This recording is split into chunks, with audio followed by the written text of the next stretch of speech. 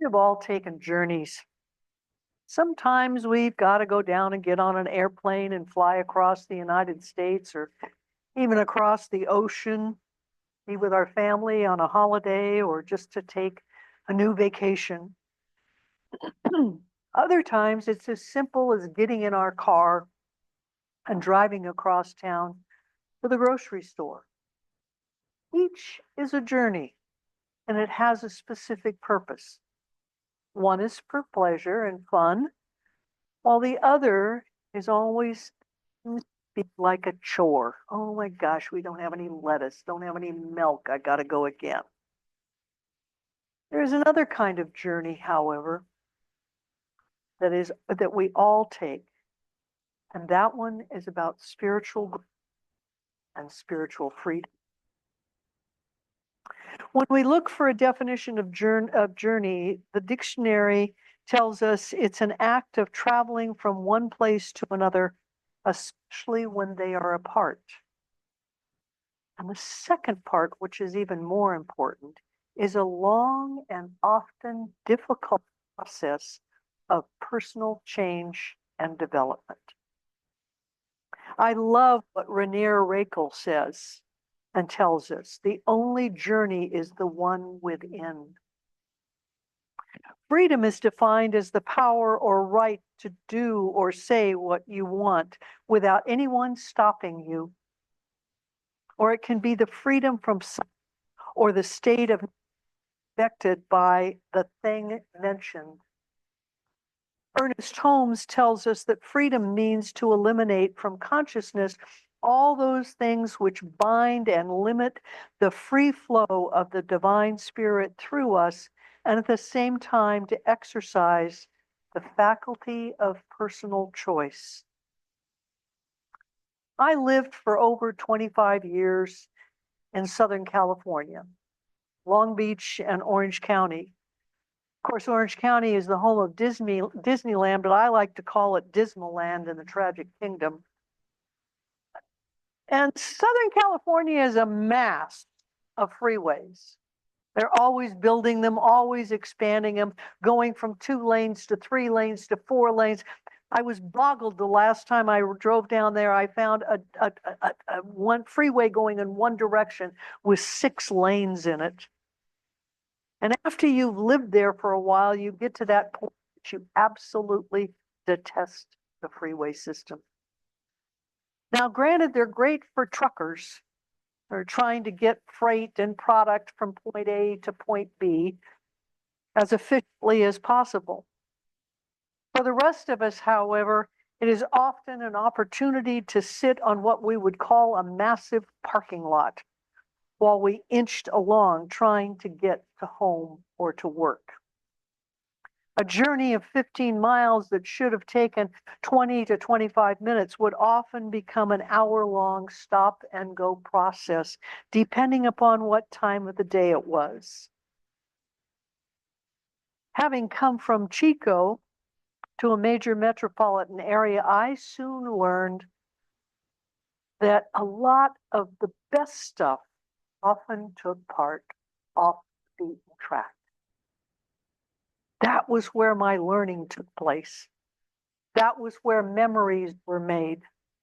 Often it was where I discovered something about myself that stretched me to a new place and a new being. The growth within wasn't made trying to get from point A to point B, but rather it was part of the twists and turns of life that pushed me, like it or not, to grow. I also discovered that sometimes it was about getting lost, stepping out known into the unknown and seeking for new signposts. You know, God gives us free will, and we get to choose the direction our journeys will take. I'm often reminded of when I was a child at campfire camp up in Camp Tehama, that they would take us on hikes and they'd put us in pairs, and the counselor would take a coin and flip the coin up, and one of us would have to call heads or tails. And then that would decide which way our journey would take. by simply flipping a coin. And there was nothing that was planned in that way. We didn't know how many turns and how many turns were going to go to the right and how many turns were going to go to the left, or whether we were just going to go straight ahead on the trail. The Bible is filled with journey stories. Moses, Naomi and Ruth, Jacob, Mary and Joseph, Jesus, all just to name a few. And of course, Jesus used parables to teach that also were about journeys. One of such journey was the prodigal son. I'm sure that all of you have read or heard the story at some time in your life, and it's from Luke 15:11 through 32, if you want to go back and read it in its entirety. As you'll recall, the landowner had two sons, and one day the youngest one came to his dad and he said, can I just have my inheritance now? I'm done with this working crap. I want to go explore. I want to go see what's out there. Can I have my inheritance now, Dad? Huh, Dad? And of course, Dad says, sure, go ahead. Here's your inheritance. You go make something of it. And rather than spending his money wisely, he spent it on extravagant living. There were parties where the wine flowed and women were too beautiful to resist. He also spent his money on extravagant and beautiful clothing and comfortable transportation. Ultimately, there was no money left, and he had squandered it all. He didn't have a pence left. And the country that he had gone to explore and discover who he was in famine. And he was a foreigner, and absolutely no one would help him. Since he had no money even to purchase food, he ended up feeding swine with corn husks. And he was so hungry, and yet he could not even have a corn husk to eat. So he makes a very difficult decision. And he decides to go back home because he would ask for his father's forgiveness and tell him that he was willing to work for him just like any one of the other hired hands. We all know what the remainder of the story of was, how the older brother got really ticked and angry. And then his dad, how dare his dad give him a new clean robe and feed him a fattened calf? Now, there's many interpretations of this story in its entirety. Today, however, I want to just focus on the youngest son's journey. And maybe not in a way that you've ever thought of it. You see, the youngest son is restless and he is tired of being told what to do by his older brother and his dad. It's like, I'm done. How many of you, when you were about 18, 19, wanted to do those things? Yep. Could hardly wait, except for most of us. We weren't even classified as adults at 18. We had to wait till we were 21. It was terrible. And then I'll never forget when I got married at 24, I still almost had to get the approval of my mother and father so I could get married. Maybe he not only wanted to explore the world, but he was just tired of not being able to make choices, to use the free will that God gave him. He wanted to be in charge. He was tired of being told. So he obtained the money that he wanted. And instead of investing it wisely, he splurged on luxury items. Today, you might say he bought fancy cars, expensive computers, material toys, as well as having a few parties with maybe a little too much liquor. Now, when he was at that point when he could no longer support himself and was hungry, where did he go? He returned home to his father. He returned home to his source. We've got to know that he must have had a multitude of feelings making that decision to go home, and probably guilt was at the top of the list for how he had squandered his inheritance. And then there would have been fear, oh my God, what if Dad won't take me back? And regret for how he had spent his money, and the shame for all of the things that he had done. He arrived home, his father accepted him back with open arms and a feast. While he tried to get from point A, which was home, to point B, which was his independence, his journey took a wrong turn someplace. And yet his earthly father understood and forgave him, just like God does for us. Because each and every journey that we take is a return to our source. And when he returned home on the second leg of his journey, he became free of guilt and shame and fear. Initially, he thought his freedom was in the going, and yet it ended up in being the returning to his source. Many of us know that freedom is in returning after we have spiritually grown. We know that freedom too when we have been forgiven. There's an old Persian parable about a man who died and he went to heaven. And he was told by the guardian angel that he could enter only when he brought from earth the most prized possession. And so he left the gates, and the man went away, and he ultimately came back. He came back with King Cyrus's beautiful, gorgeous crown filled with gold and stones, precious stones. The guard shook his head. No, the streets of heaven are paved with gold, and our walls have stones that are precious throughout. We don't need any of the gold or jewels. Go back again and try and find something. So he went away a second time, and he came back this time with the sword of Alexander, the conqueror of the world. Once again, the guard shook his head. Nope, earth's strength is a weakness here in heaven. So the man left heaven a third time and returned to the earth to find earth's most prized possession. And this time he found the book of Solomon's wisdom. And once again, the guardian angel looked at him and replied, man's wisdom has no place. It's folly up here in heaven where all things are known. So the man left. What was it that he needed to bring back to heaven?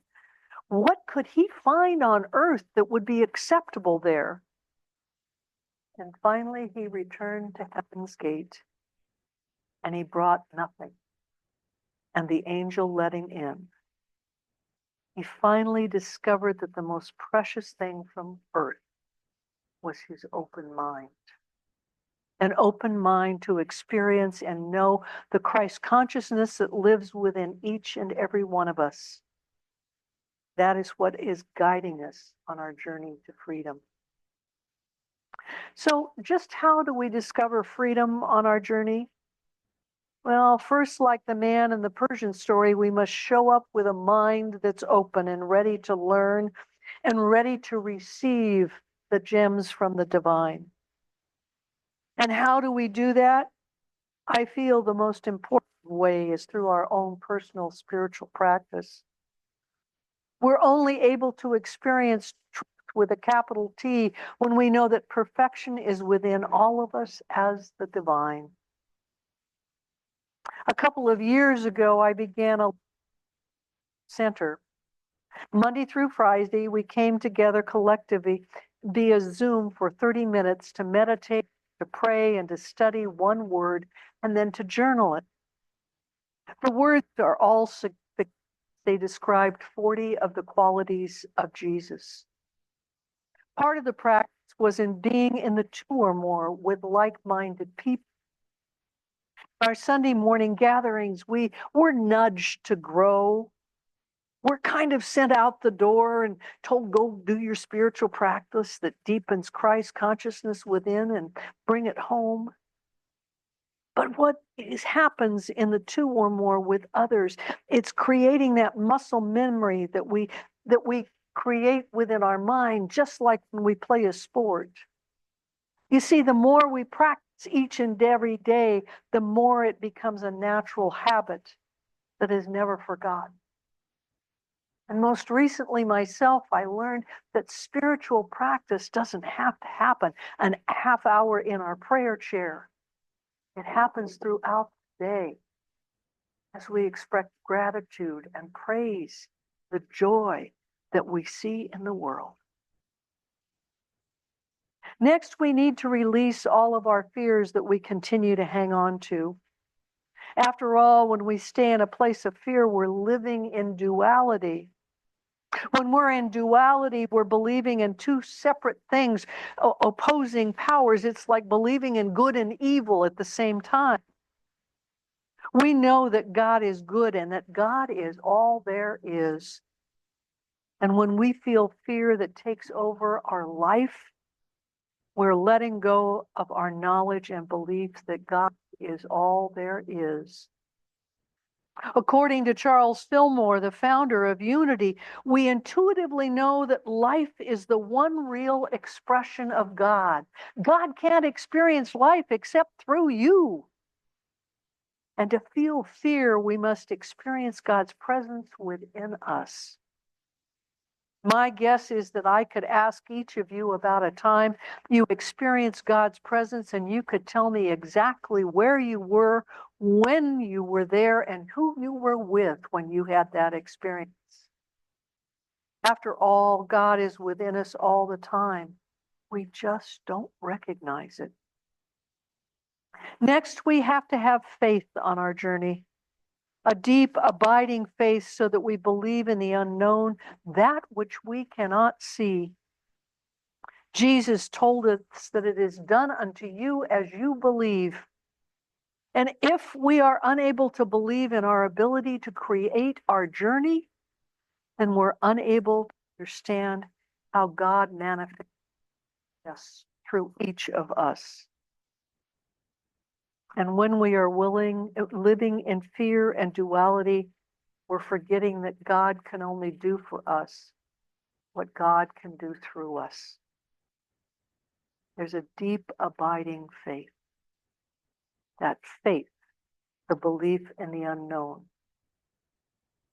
Part of our journey to freedom is about paying attention to the signposts along the way. Regardless of what road you happen to drive down, there's always signposts that tell us the highway or the road you're on, how fast you can go, which lane you have to be in to make a turn, or where it is that you want to go. Just like the signposts, there are many signposts along our path to freedom. It might be a teacher or a minister who sees something special in you, or guides you into a new direction that you weren't used to. Or it could be a book that gives you an answer you've been seeking, or even a stranger that challenges you to forgive or to understand or to let go of your stubborn feelings and develop a new way of seeing life. Signposts are everywhere. We just need to be on the lookout for them. After all, they affirm that we're headed in the right direction. The fourth way inner freedom is through forgiveness. Just like the father and the prodigal son who forgave his son, it is our job to forgive others and stop carrying around the anger from others' transgressions that keep us tethered to the past. That's a heavy burden to have to carry.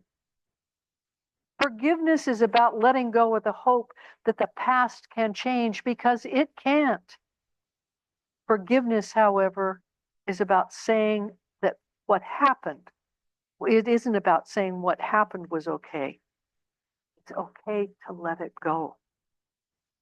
So often our journey in life is bogged down with so much extra luggage, carrying around those feelings of anger and hate and frustration about others preventing us from creating a space that we will grow and move on.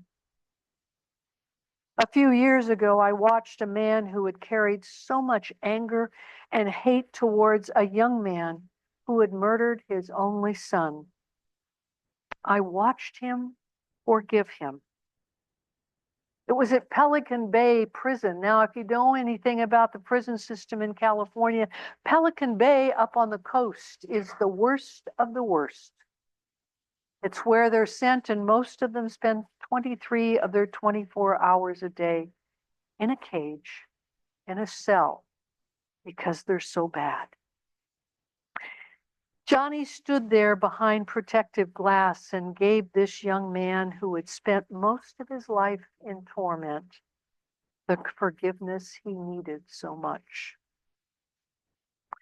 The thing that really happened was it was as if a weight had been removed from Johnny's shoulders.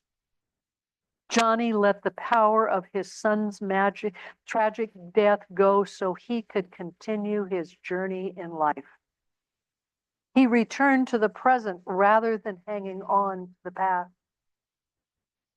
He didn't have to accept what the boy had done, but he could still forgive the person within the boy. There is a truth about life that we all instinctively know, and that truth is that life is a journey. From the time we are born until the time we die, we're all on this journey alone or together. And like it or not, if we don't move with it, if we try and settle down and make the present permanent, we're going to be frustrated beyond belief. We will never come to that place of spiritual freedom within. Hopefully, some of you have either read the book or seen the movie Great Gatsby. Anybody here? Oh, better group than before. I had to read it in college. You know, the old system where you read every other paragraph or just the first and the last line so that you could get through. Some people like Gatsby. They think that the journey of life can be altered or rewound, but it can't. And as Gatsby's friends said, you can't repeat the past. If you're familiar with the story, you know that the main message is you can't stop the journey of life, nor can you repeat it. It's already happened. Gatsby wants to keep the past. He wants to reclaim a time when he was in love. He had fallen in love with this beautiful young lady, but he ended up having to go off to war, World War I. And when he comes back, he didn't immediately seek her out, even though he still loved her dearly, but went into business to make a name for himself, to make a fortune that he could bring her to. In the meantime, she got tired of waiting, and she fell in love with a different man and married the other man. Now Gatsby returns to her and discovers that she is married after he's made his millions. And so he tries to rekindle that love, hoping that she will leave her unfaithful husband. Painfully, he discovers he can't reclaim his past, and he can't change. Gatsby discovers that he can't alter or stop the journey of life. For life is just that, it's a journey. The past is the past, and the present will flow into the future.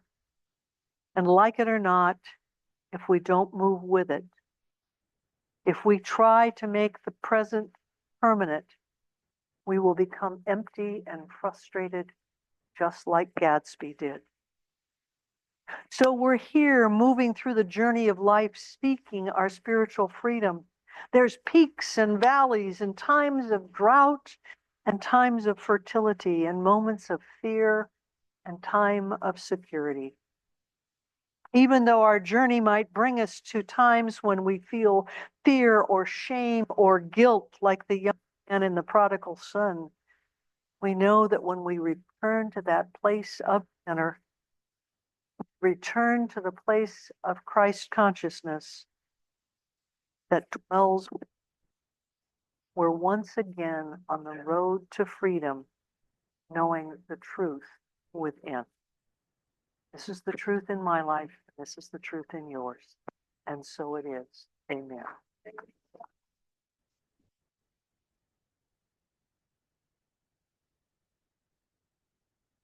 Thank you.